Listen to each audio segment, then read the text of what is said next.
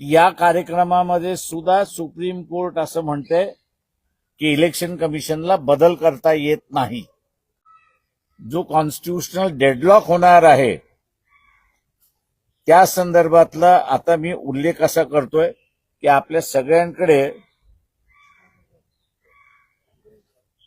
4/11/2025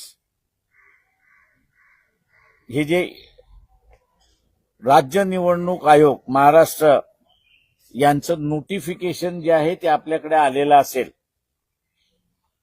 शेवटचा मुद्दा त्याच्यातला 10वा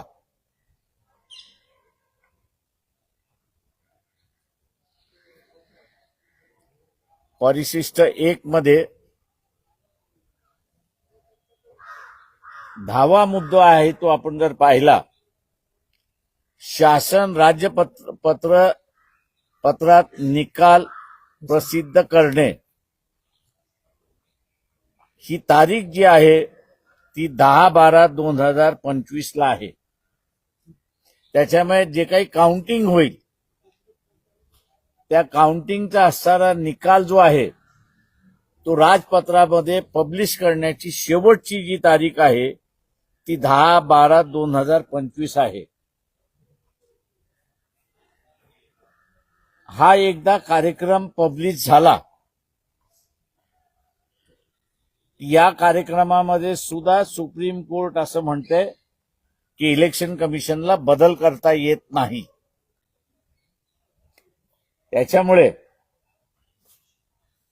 हा बदल कोणी करावा या संदर्भातला आता असताना घटनात्मक पेच प्रसंग उभा राहिलाय अशी परिस्थिती आहे.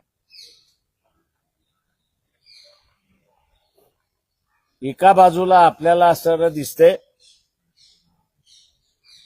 की निवडणुकीच्या संदर्भातलं कोर्टाचा हस्तक्षेप हा वाढत चाललेला आहे आणि कुठे नाही कुठेतरी कोर्टाच्या निर्णयामुळे इलेक्शन प्रक्रिया अडचणीत होत चालली अशी परिस्थिती आहे.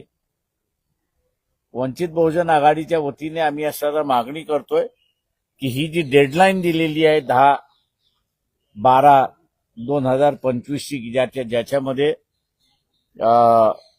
राजपत्रामध्ये निवडून आलेल्या सदस्यांची नावं पब्लिश झाली पाहिजेत.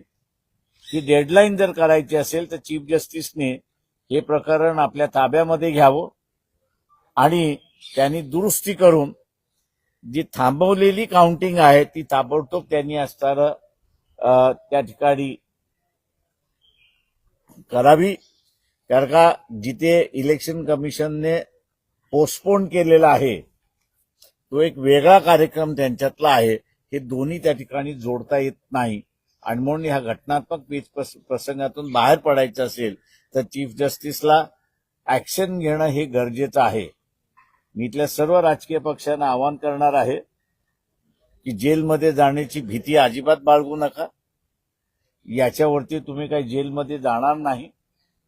तुमच्या पक्षाचे असणारे जे लीगल सेल्स आहेत त्यांना म्हणा भूमिका घ्या आणि इलेक्शन एकदाच पार पाडू द्या अशी परिस्थिती आहे.